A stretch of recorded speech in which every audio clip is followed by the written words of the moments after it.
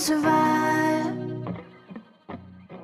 What's up, guys? This is part 2 of the leadership video. I believe we left off talking about John and how we all had to adapt to his personality in order for the team to get along.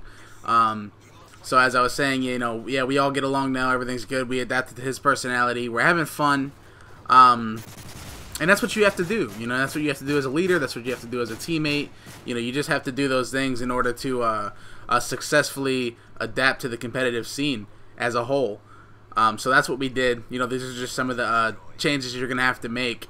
And, you know, the maturity factor is definitely going to have to grow on you guys. Another big thing with leadership is you're going to have to get your team. I know it's hard to do because even still now to this day, I'm still having a hard time doing it. But, you know, there's sponsors out there that are always looking at you. Everybody's always watching what you do, so you have to keep everything clean. You got to make sure your teammates aren't fighting over Twitter. You know, none of that stupid stuff. It's good to joke around. We joke around a lot. We actually joke around more than anybody I've ever seen. But, you know, we keep it classy. We stay professional. Any fights on Twitter is usually directly between all of us and within the team, which I strive to just keep off of Twitter in general. But, you know, sometimes it's just inevitable. It happens. People, you know, feel the need to express themselves on the team, and that's the way they do it. But, you know, nonetheless, at the end of the day, we're still, you know, we're still all good friends. We're still all family. You know, we love each other. We, you know, it's all good, you know. So when you get to that point on your teams, when you get to that point when you're a team, it's a really good feeling. And you know, you're at that point, honestly, when you do get into fights like that, when you do argue with each other, when stuff like that does go on Twitter, and then like 10 minutes later, everything's okay. I mean, I can't even tell you how many countless arguments I've gotten into with the team just over something stupid. And, you know, the same goes, I can't tell you how many countless arguments I've gotten into with my sisters or with my brother or with my family. You know, it's just, so that's a good thing. I know it sounds bad, but, you know, it's a good thing knowing that you guys are bonding like that. So definitely want to keep things clean. You want to get your social media networks up. You want to set a name for yourself. One of the biggest things what I did when I first started was I set a name for myself. I wanted to make that name stick. I didn't change my gamer tag a bajillion times. I stuck to one team. It's going on 6 years now since I've been a part of Team Fear. It's a good 4.5 years since I took over leadership. You know, I encourage you guys to, you know, get on YouTube, start playing professionally on GB. What I mean by play professionally is, you know, just play tournaments. Try to win those tournaments. If you win money, you're considered professional in GB's eyes. Play those tournaments. Do what you have to do. Get that experience. If you don't travel to LAN, it's okay. Right now, at least, you just play these tournaments. You have until was January, February, March, April. You have until April before the season actually starts again. March is probably the deadline for you to start getting everything prepared for LAN.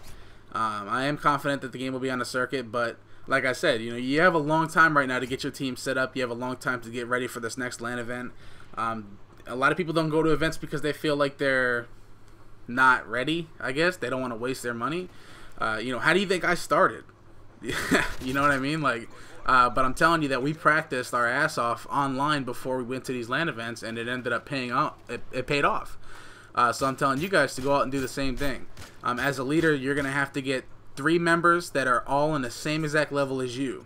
One of the biggest, there's 2 ways to pick members. You can either let those members come to you because you are a very talented player and they want to team with you, which is what happened with me in COD 4, or you could handpick them, which you can also do, and me and Assassin had to do that in COD 4 as well. You know, Assassin did the same thing in Black Ops. He handpicked his teammates. But you have to be very careful on who you choose because, like I said, they have to have all the right attributes. They got to be professional. They got to be mature. They can't be sketches. You don't want to waste your time, and one of the biggest things as a leader is wasting time. So definitely want to make sure you pick the right choices. Because if you think about it, if you have a member on your team for 3 months and then he just leaves your team, you got to start over again. Nobody wants to do that. It's a waste. So as a leader, you know, that's going to be that blame is going to be put on you because your decision overall is going to be the one that adds that person to the team. So if you okay him to be on your team and then he leaves on you, it's going to be your fault. And as leader, you better be ready to step up and accept that. And you know, because your members are going to need somebody to fall back on. But as leader, you're going to have to pick up talented people. As a way to find talented people, as a way to scout them, you know, pick which one's best for your team. Because a lot of people ask me, like, how did you pick these players? What did you do? I'm good friends with most of the players that I pick up. There's maybe a handful of them, like Proofy, Scumpy, that I didn't really know and just picked them up, like Bounty, Proofy, Scumpy, those players. I didn't really know them on a personal level. I kind of just picked them up because of how their skill. I played against them. Dito was somebody. You know, we played against Dito, and Dito always would just destroy us by himself. But, you know, nobody would really admit it. And I was, like, one of the only ones that admitted it. I'm like, you know, this kid is good, you know. And I always kept my eye on Dito, and I said, like, if we ever needed a player, that's going to be the one I pick up. I encourage you guys to stop trying to, you know, try to pick up pro players. I encourage you guys to go out and find players that are just as good as pro players that aren't known. I mean, that's what Fear usually does. We don't really pick up players that are known. I mean, I can't think of the last... and I mean, now, to you guys, the players that have been on Fear are known. But if you really think about it, all the players that we've picked up, they weren't known until we picked them up. I mean, the list goes on. I'm not going to get into it, but I'm pretty sure you guys understand what I'm trying to say here. I'm running out of time on this video. I really don't know what else to talk about as far as leadership-wise. I told you how I started. I told you how to get members. I told you how to act and how professional you need to be. Sponsors are always watching no matter what, so please stay classy. Nobody's perfect, so you know you are going to have mistakes. And just realize that it's how you overcome the mistakes as a team which makes you successful. This is Moho.